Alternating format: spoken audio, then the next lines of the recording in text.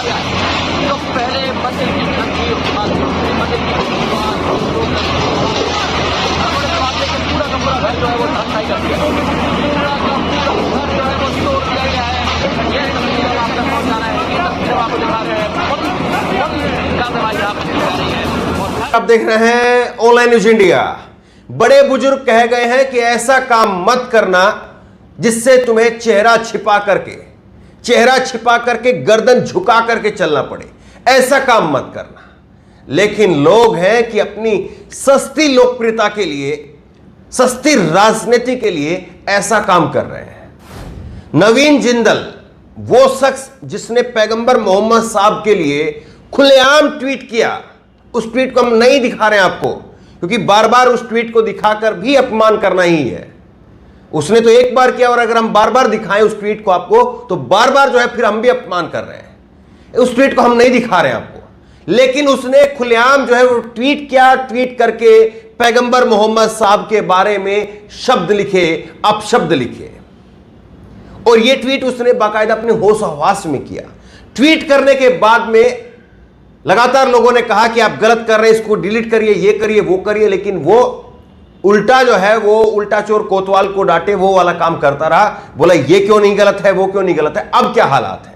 अब हालात ये है कि नवीन जिंदल जो कि दिल्ली में रहता था, दिल्ली पुलिस की सुरक्षा में, अमित शाह जिसके बॉस हैं दिल्ली पुलिस के, उसकी सुरक्षा के अंदर वो रहता था, लेकिन वहां पर भी उसको खतरा महसूस हो रहा है और दिल्ली छोड़ करके चला गया है।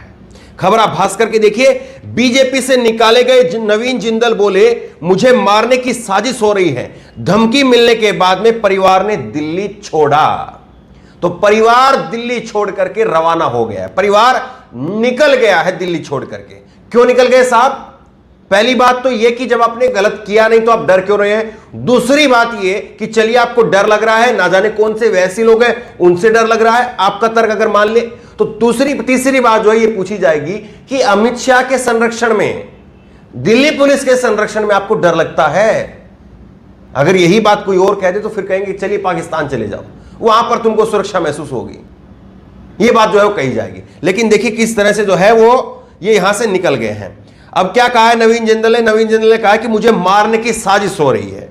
नवीन जिंदल ने भास्कर को बताया और उन्होंने ट्विटर पर, फेसबुक पर धमकियां मिल रही हैं, परिवार को भी परेशान किया जा रहा है, और मेरे परिवार को कुछ लोग घर की वीडियो बना करके वायरल की जा रही है, कुछ लोग साजिश रच रहे हैं, जब मैं बाहर निकलूंगा तो मुझे मार दिया जाएगा।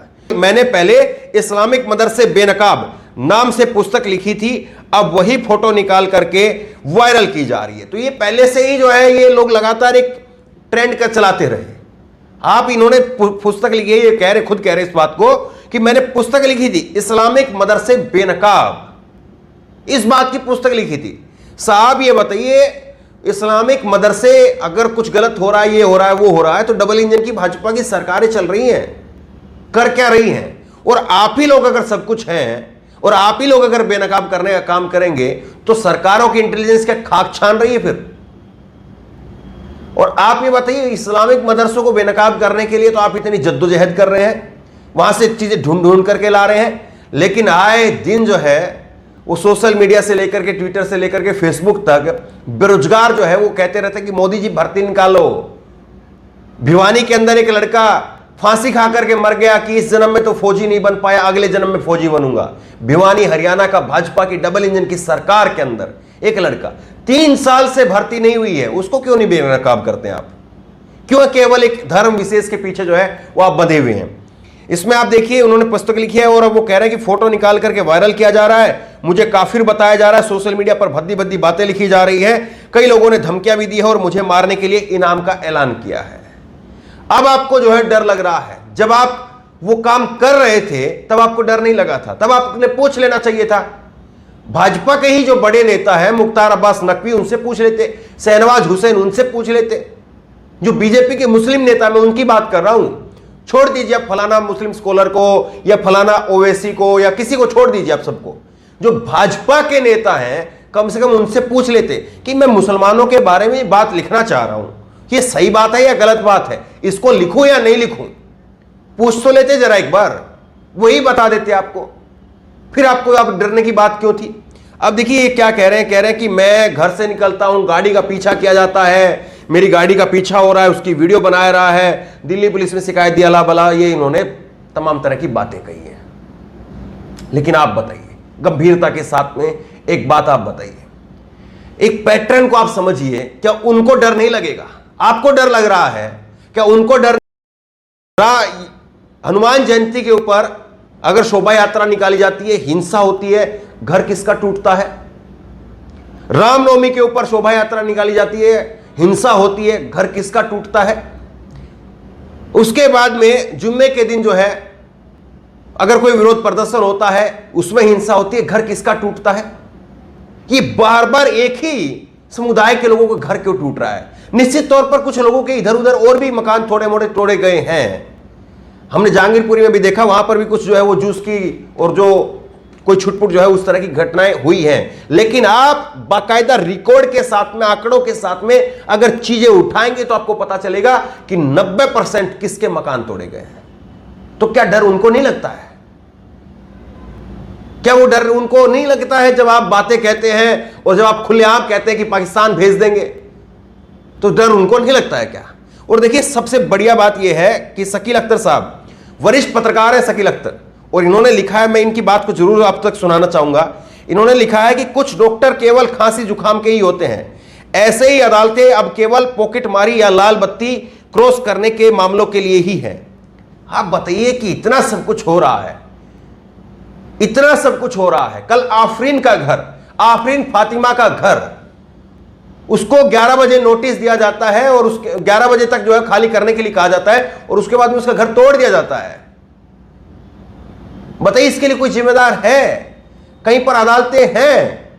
एक घटना हुई, उस घटना के 24 घंटे नहीं बीते और किसने तय कर लिया कि ठीक है उसके घर को ढहा दिया जाए, और फिर कहा जाता कि साहब अवैध था, उसका घर अवैध है।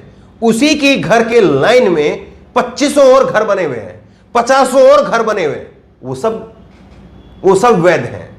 एक केवल जो है वो आफरीन फातिमा का घर जो है वो अवैध था। क्या उस लड़की का कसूर यह था कि वो जेएनयू में पढ़ती है? क्या उस लड़की के पिता जावेद मोहम्मद पंप, उसका कसूर यह था कि वो पुलिस की अमन कमेटियों का हिस्सा रहा है?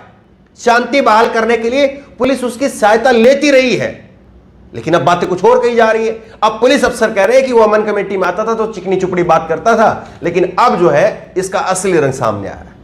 तो बहरहाल कई सारी चीजें सामने आई है और इसीलिए जो है शकील अख्तर साहब ने लिखा है कि कुछ डॉक्टर जो है वो खांसी जुकाम के ही होते हैं। तो अब तय जो है वो अदालतों को करना है, तय जो है वो जज साहब को करना है और उनको बताना है कि क्या वाकई जिस तरह से बुलडोजर प्रवृत्ति आ रही है और जिस तरह से एक खास लोगों को डर लग रहा है, उनके लिए सिक्योरिटी है।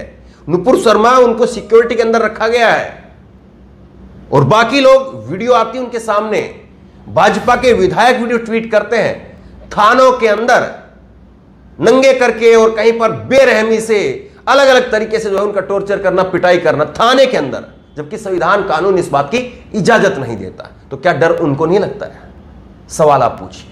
तो बहरहाल इस वीडियो को, इस खबर को आगे तक पहुंचाइए। और नवीन जिंदल जो डर की बात कह रहे हैं और नवीन जिंदल जिस तरह से घर छोड़ करके चले गए परिवार के साथ में, इसको लेकर के आपकी राय क्या है? नीचे कमेंट बॉक्स में अपनी राय जरूर दें। और इसी तरह की तमाम खबरों के लिए ऑनलाइन न्यूज़ चैनल सब्सक्राइब करें, साथ में जो बेल आइकन है घंटे उसको जरूर दबाएं, ताकि जैसे वीडियो अपलोड करें उसकी नोटिफिकेशन आपको तुरंत मिल सके। धन्यवाद। इस खबर को अभी लाइक करें, शेयर करें, अभी चैनल को सब्सक्राइब करें और घंटी जरूर